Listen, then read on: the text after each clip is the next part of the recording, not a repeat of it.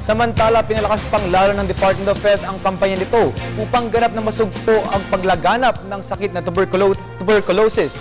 Ito ay kasabay ng paglulunsad ngayon ng World TB Day sa pangunguna ng World Health Organization.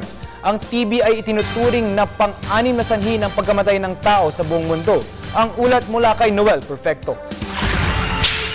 Formal nang nilunsad ng DOH, WHO at iba't ibang ahensya ng gobyerno ang paglaban ng buong mundo kontra sa paglaganap ng nakamamatay na sakit na tuberculosis o lalong kilala sa bansag na TB. Base sa 2005 ulat ng Department of Health, ang sakit na TB ay pumapatay ng 75 Pilipino kada araw at may tuturing na pang-anim na sanhi ng pagkamatay at pagkakasakit sa buong bansa. Ito ay isa sa mga tinatawag nating flagship program ng ating departamento, Department of Health, at bilang ganon talagang nakatuon ang ating mga serbisyo at ang ating mga talagang ginagawang mga pamamaraan ay makabago upang tuluyan ng mawala ang sakit na ito sa ating daigdig. Ang World Vision Social Mobilization on Tuberculosis Project ang isa sa mga tumutulong sa programa ng National TB Control Program para tuluyan ng mahinto ang pagkalat ng TB sa pamamagitan ng community participation. Layunin ng programa ay mabawasan ang dami ng mga taong nagkakasakit ng TB by 50% sa taong 2016. Una sa lahat, nagagamot ang TB. Huwag pong matakot. Lang po sa inyong health center para tuluyan po nating ma-diagnose, masuri ang inyong plema.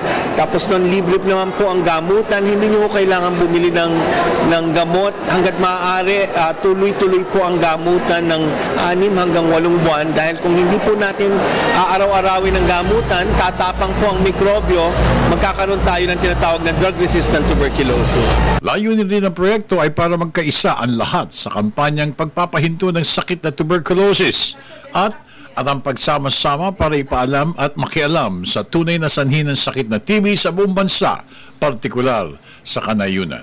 Sobrang tulong na pinaabot naman ng Task Force TB sa 5 mga probinsya at 26 na lungsod sa bansa, kung saan mahigit 20,000 mga pasyente na ang kanilang natukoy at natulungan. Kung kaya't sabay-sabay silang nananawagan na makialam. Lumantad na po kayo at makipagtulungan po sa amin para matulungan po namin kayo. Yung sakit na TB po ay gumagaling po yan. Makialam, lahat tayo dapat makialam sa sakit na ito upang talaga makita natin ang isang bansa, so-called Philippines, free from the illness. Makialam.